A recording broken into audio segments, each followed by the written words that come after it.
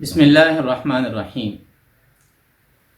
Lecturer کے امتحان میں کامیابی کے حوالے سے ہم نے اپنی پچھلی ویڈیو میں کچھ ضروری گزارشات پیش کی تھیں اور الحمدللہ بہت سے دوستوں کی طرف سے بہت اچھا فیڈ بیک آیا اور ان کی طرف سے اس خواہش کا اظہار بھی کیا گیا کہ انٹرویو میں کامیابی کے حوالے سے ایک الگ سے ویڈیو بنائی جائے اور اس میں اپنی معروضات اور اپنا تجربہ اور اپنا مشاہدہ آپ کی خدمت میں پیش کروں۔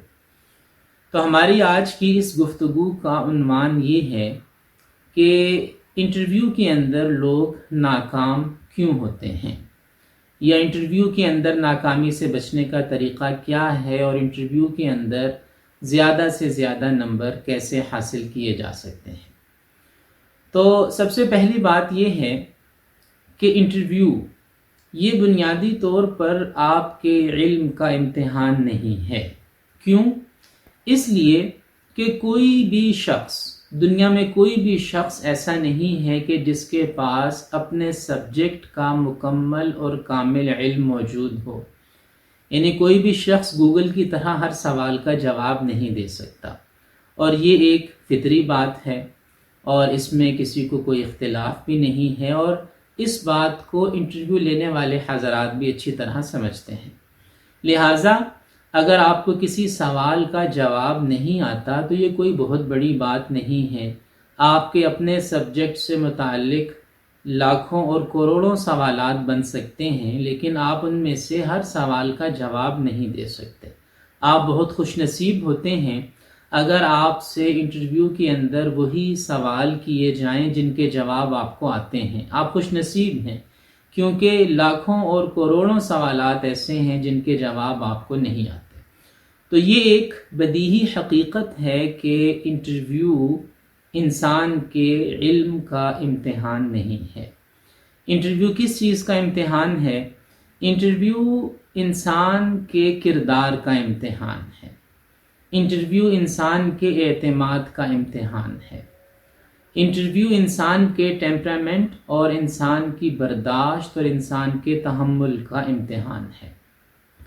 اور روزمرہ کی زندگی میں اپنے گرد و پیش سے، اپنے ماحول، اپنی فضا اور اپنے ایٹماسفیئر سے جو چیزیں انسان جذب کرتا ہے، ایبزارب کرتا ہے، انٹرویو دراصل اس چیز کا امتحان ہے کہ یہ چیزوں کو کیسے دیکھتا ہے، کس اینگل اور کس زاویے سے دیکھتا ہے، اور یہ بھی کہ دیکھتا ہے یا نہیں دیکھتا۔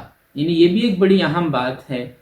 یعنی ایک صاحب جو کہ ایسوسیٹ پروفیسر کے لیے انٹرویو دینے گئے اور بڑے لائق فائق صاحب تھے اپنے سبجیکٹ کے، لیکن جب ان سے یہ سوال کیا گیا کہ پاکستان کا حدود 4 بتائیں تو وہ اس سوال کا جواب دینے سے قاصر رہے۔ اب اس کا کیا مطلب ہے؟ اس کا مطلب یہ ہے کہ وہ اپنے ارد گرد دیکھتا ہی نہیں ہے۔ تو انٹرویو اس چیز کا امتحان ہے کہ کیا یہ اپنے ارد گرد دیکھتا ہے۔ جیسے بعض لوگوں سے انٹرویو کے اندر یہ سوال پوچھا گیا کہ آپ نے لاہور میں جو نہر والی سڑک ہے، کینال روڈ، اس کا سفر کیا؟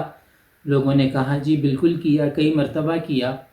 تو اگر آپ کا اتفاق ہوا ہو تو کینال روڈ پہ مختلف انڈر پاسز ہیں، اور ہر انڈر پاس کا ایک خاص نام ہے۔ لیاقت علی خان انڈر پاس، فیض احمد فیض انڈر پاس، وارث میر انڈر پاس، اسی طرح بھی ایک نیا بنا ہے بیجنگ انڈر پاس۔ تو مختلف نام ہیں۔ تو ان سے یہ سوال پوچھا کہ اچھا بتائیے کہ فیروز پور روڈ والے انڈر پاس کا کیا نام ہے، پنجاب یونیورسٹی والے انڈر پاس کا کیا نام ہے، ایف سی کالج والے انڈر پاس کا کیا نام ہے۔ اب یہ کس چیز کا امتحان ہے؟ یہ علم کا امتحان نہیں ہے۔ یہ اس چیز کا امتحان ہے کہ وہ اپنے دائیں بائیں دیکھتا بھی ہے یا نہیں، یعنی اس کو اپنے ارد گرد کے ماحول سے کوئی سروکار بھی ہے یا نہیں، اس کو اپنے ماحول، اپنی فضاؤں سے کوئی دلچسپی بھی ہے یا نہیں، اس چیز کا امتحان ہے۔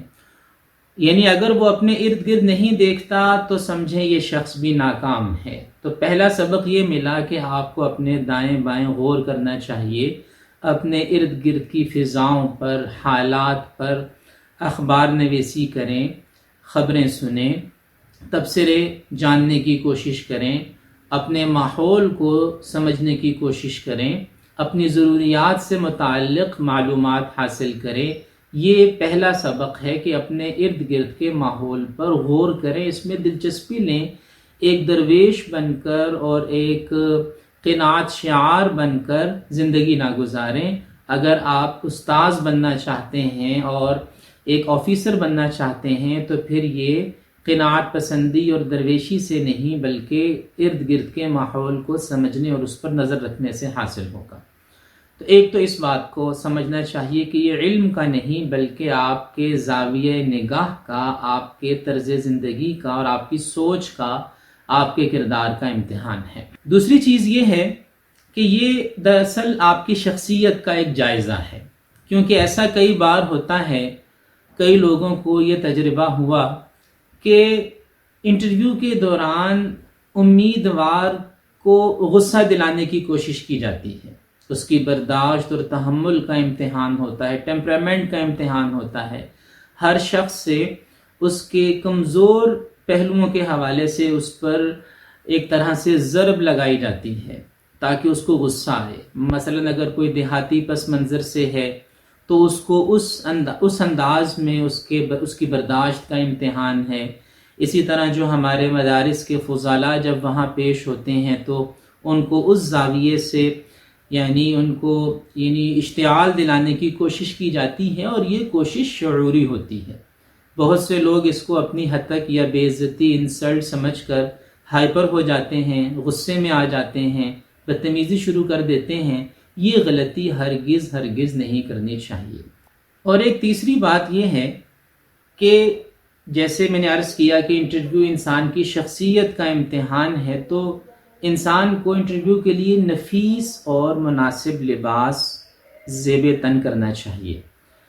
ہمارا لباس ایسا ہو جو ایک مہذب استاذ کا لباس ہونا چاہیے یا ہو سکتا ہے، بہت ہی زیادہ ایسا لباس کہ جو بہت شوق ہو یا زرق برق والا ہو، اس سے بھی اجتناب کرنا چاہیے۔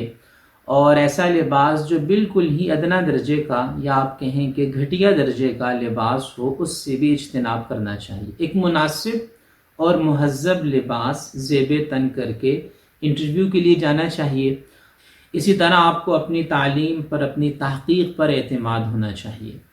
جو ڈگریز آپ وہاں پیش کرتے ہیں یا جو اپنی تحقیقات، اپنا ریسرچ ورک آپ وہاں پیش کرتے ہیں، تو بعض اوقات شعوری طور پر اس پر اعتراض کیا جاتا ہے، شعوری طور پر یہ جانچنے کے لیے کہ اس بندے کو اپنی صلاحیتوں پر اور اپنی ڈگری اور اپنے کام پر کتنا اعتماد ہے۔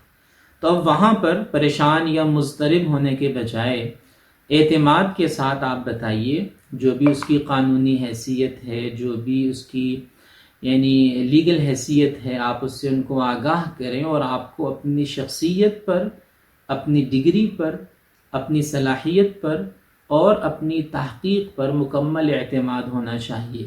اگر وہاں سے کوئی اعتراض سامنے آتا ہے پینل کی طرف سے، تو آپ اس کو یہ نہ سمجھیں کہ بس اب میں تو گیا، اور یہ بھی نہ سمجھیں کہ میری توہین ہو گئی، بلکہ شعوری طور پر یہ سوالات کیے جاتے ہیں تاکہ آدمی کی اپنے سبجیکٹ پر جو کمانڈ ہے، اس کا جو رسوخ یا جو اس کی مہارت ہے، دراصل یہ اس کا ایک جائزہ ہوتا ہے۔ تو بہرحال یہ چند ایک گزارشات ہیں، اللہ نے موقع دیا تو اس موضوع پر انشاءاللہ کسی وقت اور بھی بات کریں گے۔ اللہ تعالی ہم سب کا حامی و ناصر ہو۔ اللہ حافظ۔